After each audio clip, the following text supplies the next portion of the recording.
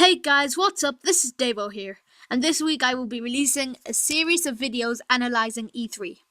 I will go to detail about what I liked and what I didn't like. I hope you enjoy, guys. Let's get started. The first conference for my analysis is Bethesda.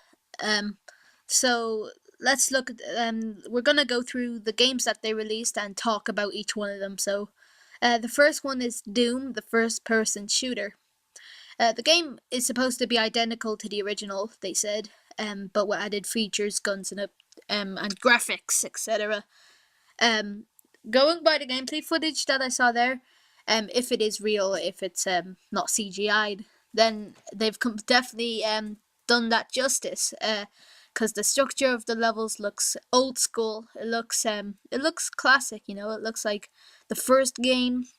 The only thing is that when the health drops, I saw there was a lot of health for a lot of enemies. But thanks anyway. That's just something they could improve on. Anyway, thanks to the ID software engine, the game looks fantastic. Although there are some textures that were low res. Hopefully they fix this by the time the game hits store shelves. The multiplayer, in my opinion, however, looked pretty basic. Except for the map building, which I'll get on about in a minute. But the gameplay looked like Call of Duty. I was hoping for a little bit more innovation there, but then again, I suppose Doom is meant to be a fast-paced shooter like Call of Duty. It's meant to make you feel powerful, so yeah, that's a fair point. But anyway, let's get on to the map building. I think that will make the multiplayer shine. It looks simple to use, but it looks like it can do very complex things. So yeah, that's about it for Doom, and I can't wait to hear about more in the future. Maybe I'll pick it a purchase. Alright, so next we have Battle Cry from Bethesda's new studio, Battle Cry. Now, from the look of it, I honestly thought at first it was a trailer or just an advertisement until like I rewinded it a bit and I realized that Bethesda founded it. Now I'm not sure if it's actually Bethesda working on it or if it's just Bethesda hired a bunch of people, but either way, it sort of looked like a melee version of Team Fortress 2. The art style looked pretty good. Who knows? It is an online multiplayer game like Team Fortress 2, and it looks like it took a lot of inspiration from it. But it looks good. Especially the melee combat. I liked the abilities and stuff. So hopefully there is a version like that for Team Fortress 2. Like, that'd be cool if there was something like Team Fortress 2, except it was a bit more complex. So yeah, it looked pretty good. Might give it a try. The next game that we have on this analysis is Dishonored 2 by Arcane Studios. Now this game was supposed to be a surprise, but it was leaked onto the internet a while before it, thanks to Bethesda accidentally live streaming and talking about it. But it still shocked a lot of people about what's actually in it. Now you'll be able to play as Emily Caldwin and the original like the girl in the first one. I forget. I think she was someone's daughter, and you also get to play the main character of the first one. Now that wasn't apparent. That wasn't very clear by the way it showed just his mask. It made people think that the person was dead, but in all, he's not. Anyway, but like not really much was shown in terms of gameplay, so there's not really much to talk about except that it's confirmed. It's in development, and we wish it all good luck. Anyway, next we had The Elder Scrolls. Now this was pretty disappointing for me because I was hoping for something bigger and better, maybe a teaser for The Elder Scrolls 6 or something, but all we got was an announcement of Tamriel Unlimited, the MMO, Elder Scrolls Online, that we already know is released, and a card game which, to be honest, no one really asked for or is not really. It's sort of like a filler, as if they don't want to disappoint Elder Scrolls fans, so they push something out there. But I'm not sure. It doesn't really and also the fact that they didn't even show gameplay. It's just concept art. So hopefully it's as good as Hearthstone.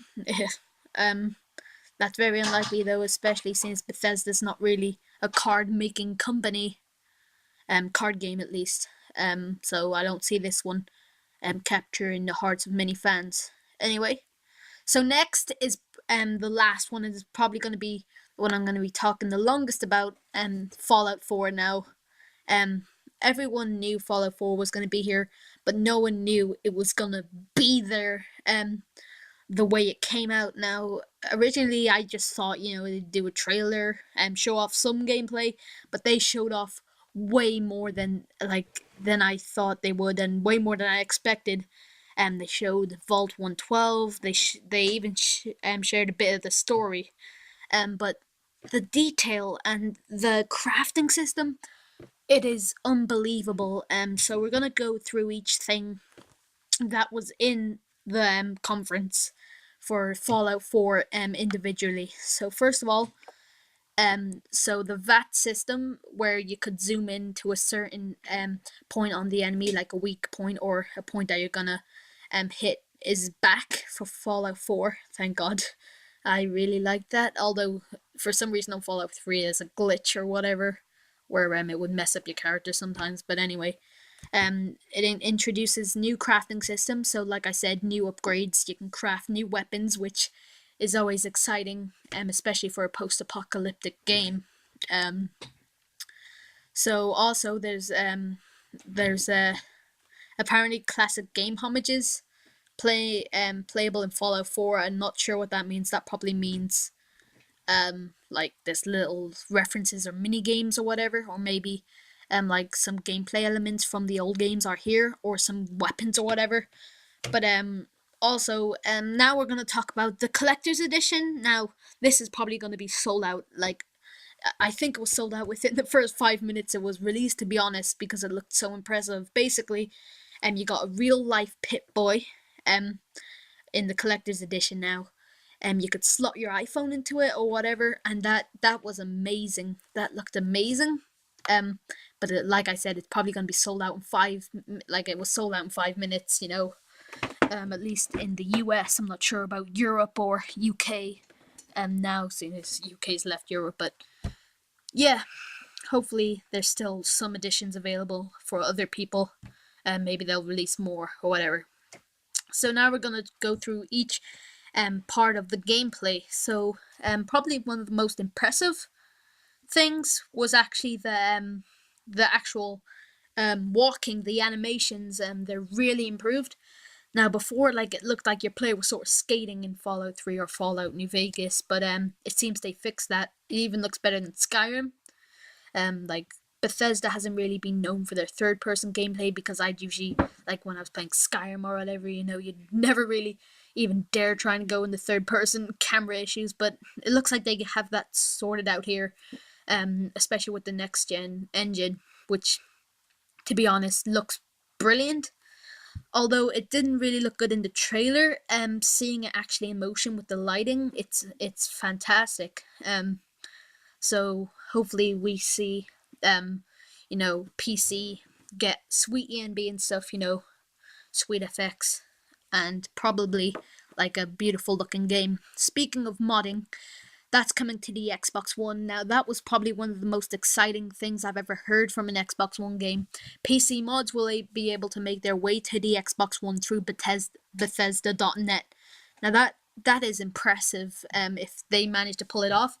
Probably, it's just going to be ESPs and ESMs here. Obviously, I don't think you can edit the actual game, physical game. Like, you can't add files, but maybe you can, add ESMs and ESPs and stuff. I don't see them adding, graphical changes, but if they did, it'd be really impressive to see someone be able to make sweet, or, even a 60 FPS lock for the Xbox One or PS4 if it's possible.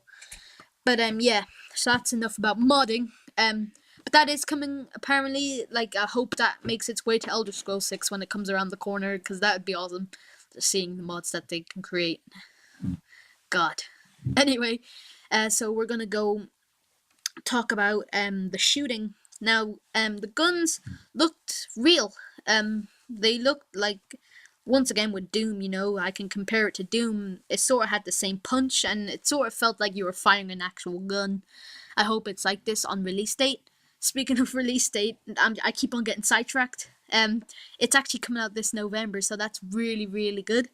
Hopefully it'll be game of the year, because Bethesda looks like they have put a lot of work into this. Apparently they've been doing it for the last 4 years, and if it has the amount of detail that they're saying it has, then that is going to be one of the best, probably one of the best games of the year, if not of the next gen consoles. Even though Metal Gear Solid 5 and stuff's coming out. Right after the show, they released Fallout Shelter to sort of hold you over. But they didn't really have to do that. Like, even like I said, more games the better, especially if they're like this. But I wish they would have done something like that for the Elder Scrolls to hold us over, like something like they would have put more time to apps for the Elder Scrolls than Fallout, because you don't really have to wait that long for Fallout 4. Whereas with the Elder Scrolls, it's very likely we won't be getting the game for like another 4 years or 3. Thanks a lot, Elder Scrolls Online. You can thank them for that. Anyway, so last but not least, I'm gonna have to talk about the environment. Now, the environment was impressive. Oh my god. The environment, like the textures, they're really high. It looks like they're really high quality, you know. The stream didn't do it justice, because obviously, you know, there were there was some, like, it wouldn't be 100% 60 FPS quality. It'd probably be a bit blurry, but I think the stream didn't do it justice, because the game looks a lot better than that. I've seen screenshots and stuff of the actual video, just like HD'd. Anyway, if it looks like that, then that is impressive. I also like the way you could command your dog around. And there is one more thing I forgot to mention, actually. It's the base system. Now, basically, you can build bases using materials around that you can break down and stuff, from like materials like wood or bricks or whatever. Now, the reason why that looks so impressive is, number one, raiders can actually invade your base, so you can make defenses and stuff.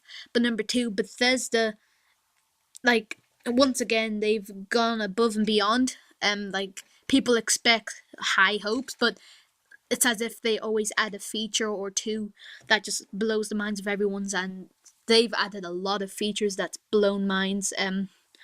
When I heard Fallout 4, I expected it to be like Fallout 3, but it's going to be a game on its own, and hopefully the Elder Scrolls 6 lives up to this. I keep on going back to that because that's one of my favourite games, and I really, really hope that it'll be built to this quality too, and I have no doubt that it won't. So yeah, that's basically it for this video. Thank you, Bethesda, because that's probably going to be the best. That was the best press conference, actually, like, of the whole lot. I can say that it does get not as, like, it never gets better than this. Because there was nothing really bad except the Elder Scrolls. But yeah, I really enjoyed this presentation, because, like, I stayed up for, like, very late, 3 o'clock, I think, 3 or 4, and it was worth the wait, just seeing Fallout 4 like that, and the live surprises and stuff. It was amazing. It really changed the way I look at gaming. All I can say right now is that this E3 was probably the best E3 I watched. I've been watching E3 not for long, but if it's more like this every year, which I doubt it will be, because, like, they revealed big games this year, but everyone done sort of well. Like, some done like well, others done brilliant, others done fantastic. Bethesda is one of them, and maybe Microsoft. But I can't wait to see the future of gaming, and hopefully it picks up this year, rather than last year. which was rather disappointing, even though we had next-gen consoles. Hopefully, within the next few years, there can be real innovation there. I really hope that anyway, because that would be a dream come true, especially if they release more of my favorite games like Gears of War, Dead Rising 4, even though they already had a Dead Rising 3. You know, games like this that just changed gaming, the games that just made gaming different, that done something that no one else had done before. And that's what I look for in a video game, something that you can't get anywhere else. For instance, Call of Duty, yeah, there's Battlefield and there's Doom. Well, there's Battlefield and stuff and Counter-Strike, but like games, for instance, like Doom, I feel like that's unique in the way it's laid out and stuff, like maze type thing, like Wolfenstein sort of. They're two games that defined shooting as a genre and first-person shooting, and it can only get better, I think, for not for Bethesda. Well, for Bethesda it can get better, but for other game companies, maybe not. Maybe they gave their all this year, like Microsoft and Sony. They definitely pulled their pulled their miniguns out and sprayed everyone with good games, and probably next year they won't have anything to show. But like I said, you know, who knows? There might be another developer who can come along, maybe someone like Bethesda who can show some real inspiration in this market. That would be the best thing in the world. But like I said, this is going to be really positive analysis for E3. Anyway, guys, I hope you enjoyed this this talk. I know I did. I can't wait to release the next one. I think the next one will be Microsoft. I have quite a few things to say there. I can't wait, and I'll speak with you guys soon. Thank you very much. Davo out.